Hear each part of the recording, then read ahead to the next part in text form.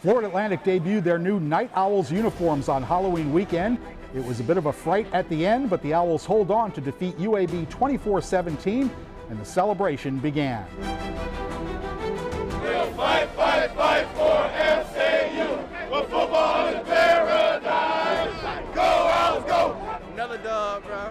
Now it's time to get back to practice, get back to it. We out. We out. Great win, man. Hey, great win. I told you guys to show up today, we did that. Okay, we showed up. We showed up for 4 quarters. We played 4 quarters today. 4 quarters today. Playing football. We said this game was gonna be tough. Okay, it was gonna be good. And we did what we had to do in this damn ball game.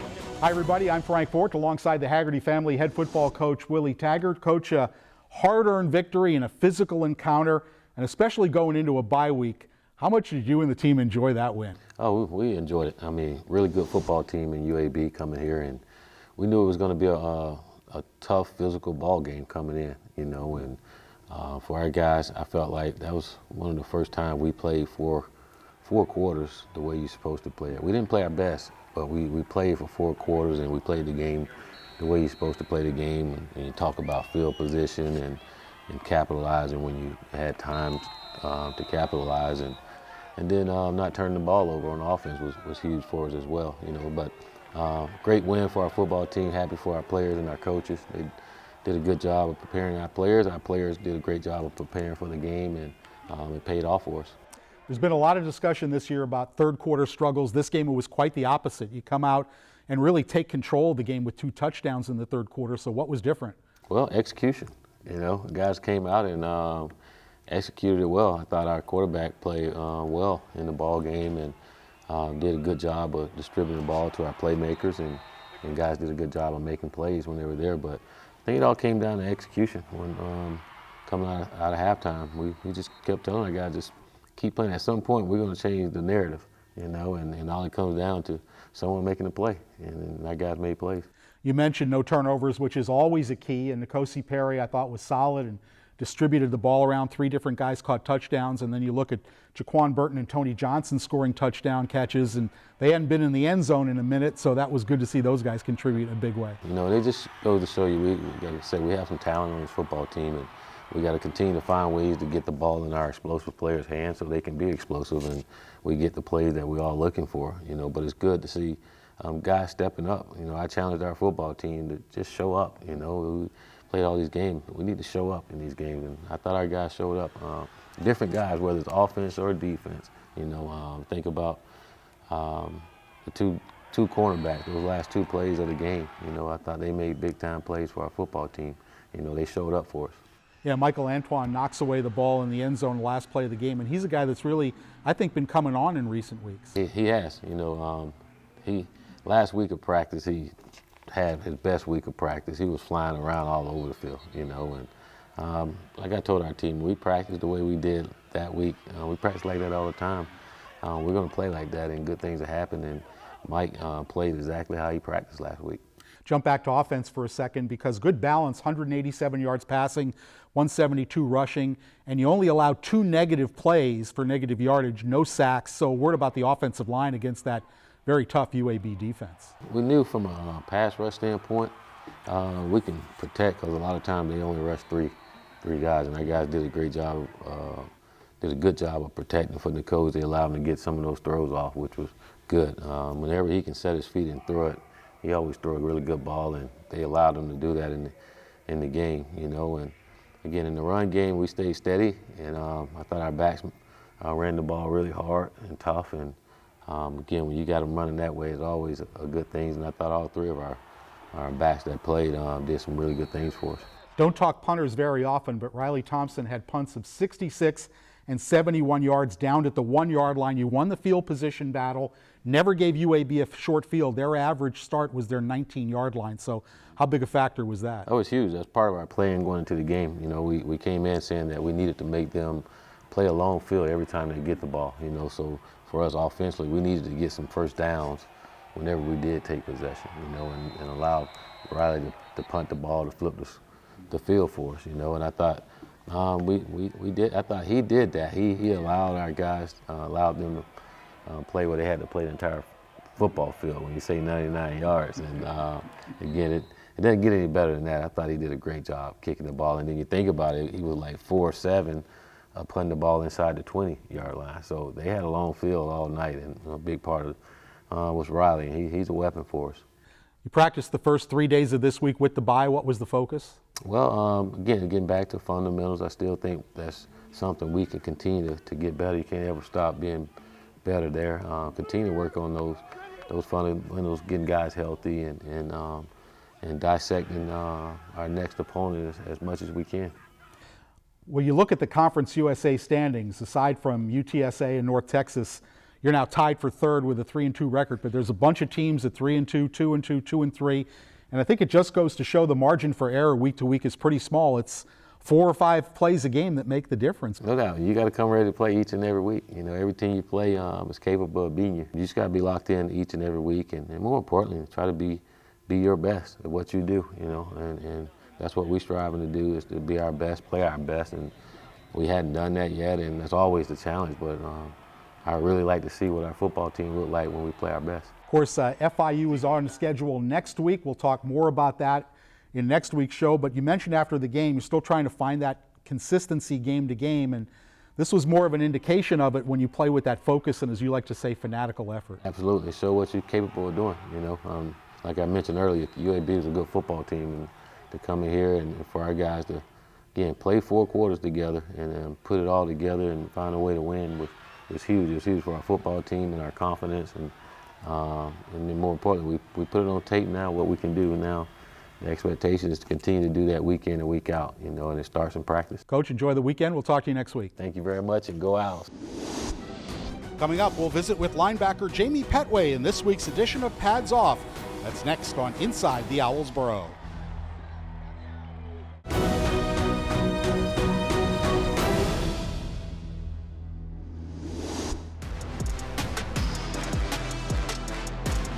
We have a pass concept here is where we have a drive route coming from the boundary, and a receiver's running a square end route in the boundary. Up to the field, we have a corner route, and then the outside receiver is running a 5-yard out. You know, so what we do here, we bring LeJounte in motion, one, to give the quarterback a man or zone indicator. You know, because once he sees that, then he'll know where he can go. He sees now that they're playing man coverage as they come by. Now the play is designed to go to either LeJounte or Tony, the corner route here. And Nicosi made up his mind pre-snap that he had leverage up top for the corner route and did a great job of throwing the ball, a great job of catching by Tony. You look down here, I mean, there's a lot of guys open. Jamal's open in the back of the end zone. I thought LeJounte did a great job with his route. He's wide open as well, you know. So great throw, great protection, and great catch here by Tony Johnson here.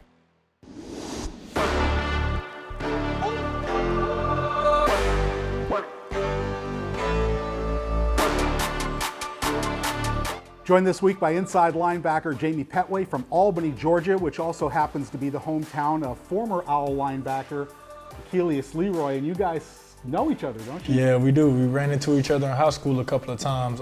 We were rivals in high school. His high school name is Monroe, and I went to Westover, and we get into it every year. And your fathers knew each other?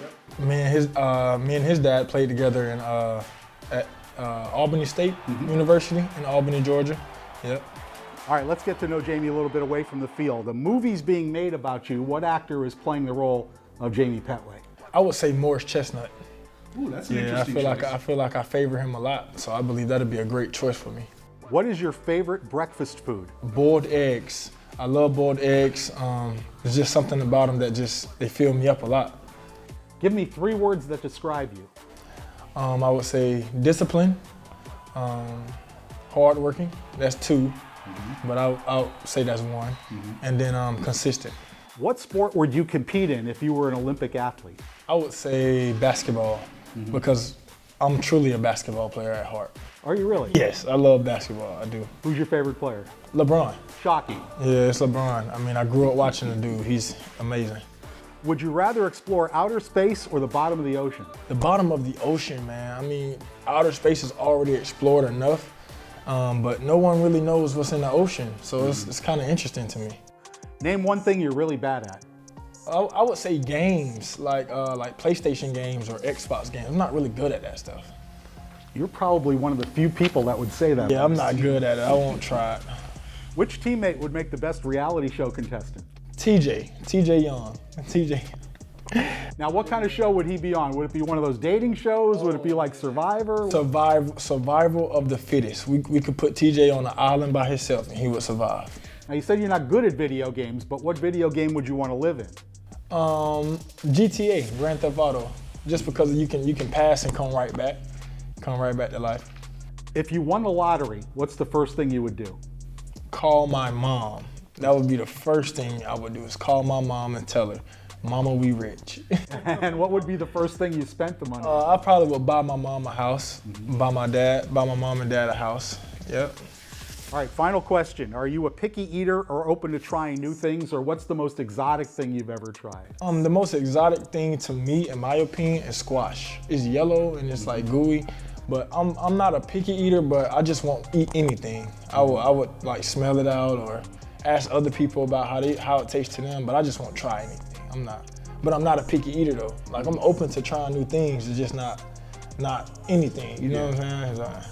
Jamie, thanks for taking the pads off and being with I us. appreciate it, man. I enjoyed you. Coming up next, he was a member of the very first FAU football team. But where has life taken Yrvens Guerrier? Find out in Where Are They Now, straight ahead on Inside the Owls Burrow. Inside the Owls Burrow is brought to you in part by Baptist Health Orthopedic and Sports Medicine, the official orthopedics and sports medicine provider of FAU Athletics, and by Florida Atlantic University, MBA in Sport Management.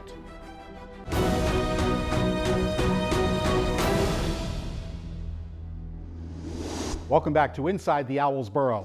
When Florida Atlantic first played football in the 2001 season, that initial group of players bought into the vision of head coach Howard Schnellenberger.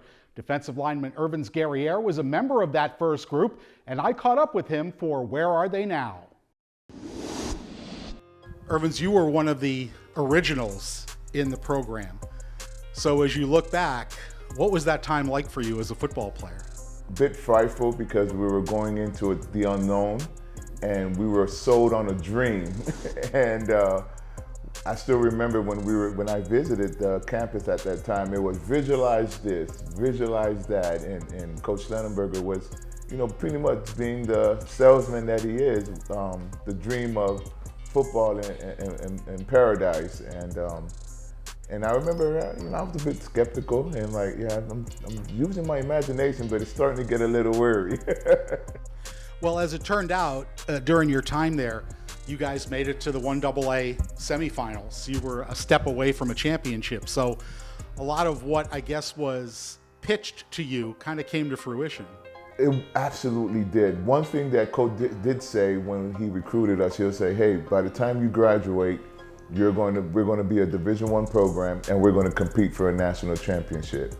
And he actually delivered on that. We just didn't keep our end of the deal by defeating that Colgate in that semifinal game. But he did get us to the semifinal where we had the opportunity to compete for a national championship. You were an interior defensive lineman, and as such, you don't pile up big stats, but yet you were named defensive MVP. So is that something that sticks out to you as an accomplishment? Absolutely. To be acknowledged as an interior lineman as the defensive MVP is it's an honorable award and recognition to have. To know that I was able to do my part and to contribute to where the rest of the team can be successful, to me, it was a win-win. What other than football stands out to you? What is your best memory overall of being a student athlete at FAU? Just the life lessons that I learned. Being a student there, at the time the professors were like, hey, I know it's hard, you guys are practicing, you're probably tired, can't put in time to study, but you need to get it done. So I learned the life lesson, hey, when there's a deadline, no matter what, it needs to be met. You do what you got to do to get it done. So those are important life lessons I was able to add to my adult life and continue to live by. Following graduation, Guerrier took a job in the healthcare field, and that's a career that continues to this day. I was an adult protective investigator where I would investigate elderly abuse, neglect, and exploitations that were called in through our state hotline.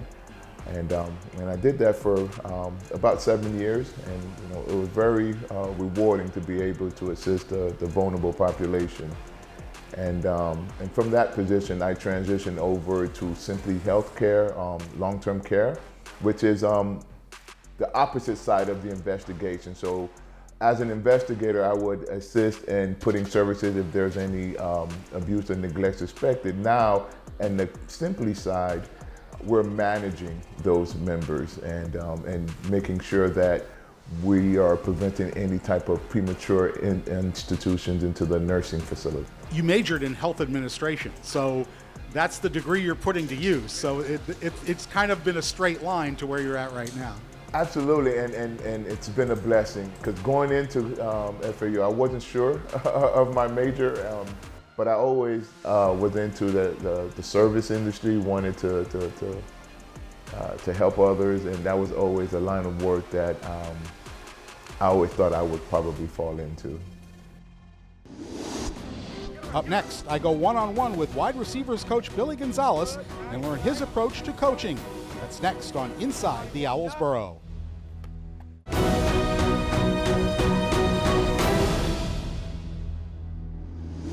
We're back on Inside the Owls Burrow. I'm Frank Fort. New to the coaching staff this year is Billy Gonzales, who heads up the wide receiver group. Gonzales, a native of Colorado, played at Colorado State, and immediately after that began his coaching career. Here we go, lean, hands. Good. Tell me a little bit about your college playing career at Colorado State. You were a wide receiver? I was, actually. I went to Colorado State, and I went there originally as a defensive back. So I played both ways in high school. I was all-state defensive back.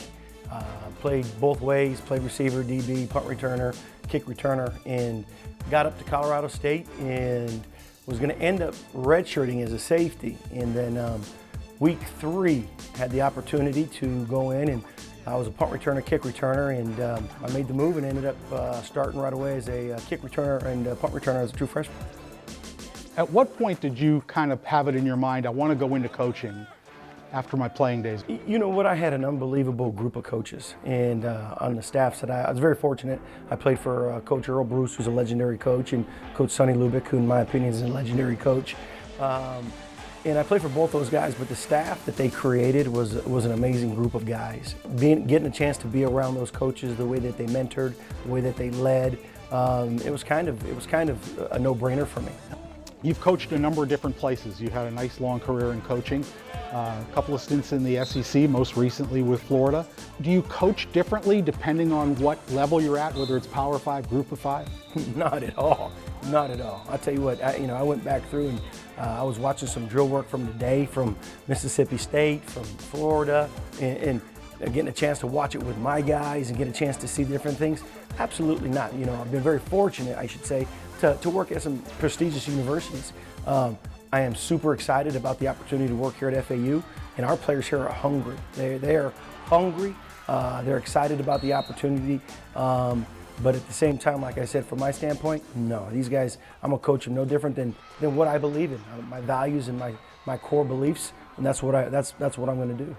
Most fans probably think, and it's probably truer at the NFL level, that wide receivers are the hardest group to keep happy because they all want the ball, and they can't all get it. How do you deal with that? Well, I think one of the first meetings we talk about is making sure that you shelve your ego as soon as you walk into our room. I want guys that are going to compete. I want guys that are competitors. I want guys that are hungry to play. I want guys that are pulling on my sleeves saying, Coach, get me the ball, get me the ball. But here's the deal, you earn the right to touch the ball on the practice field. I don't believe in gamers. I believe in you earn the right, the body of work that you put in, whether it was during spring ball, during summer, during fall camp. That's where you earn the right to touch the rock. But at the same time, we've got one rock to dish out to the running backs, tight ends, wide receivers. So we go about shelving your ego as soon as you walk in here and do exactly what Coach Taggart talks about, team, team, team. Eye level or higher outside shoulder. BJ, don't drift. Stay on that line. All place it. That's excellent right there, Jamal. You could probably say this about most coaches, they're detail oriented, but watching you at practice, the details matter because if it's one half false step, that can affect the success or failure of a play. Absolutely. You know, everybody says, well, it's only a yard. Oh, wait a minute. A yard means the difference between winning and losing a game.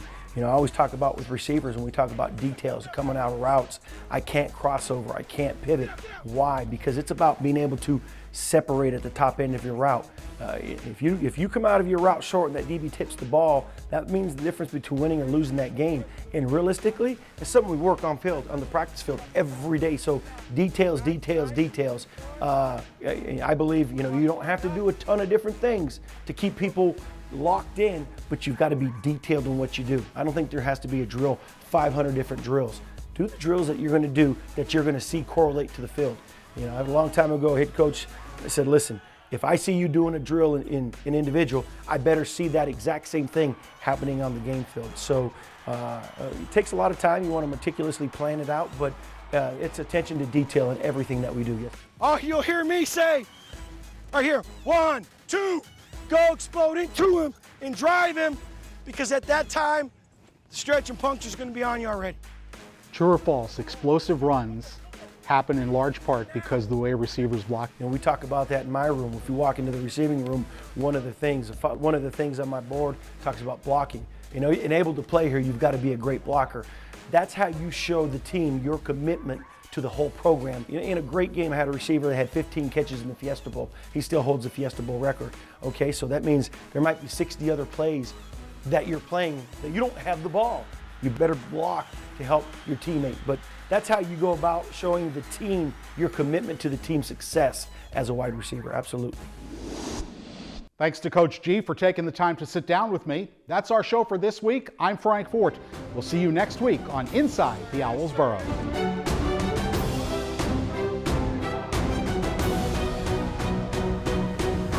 This has been an exclusive presentation from Learfield.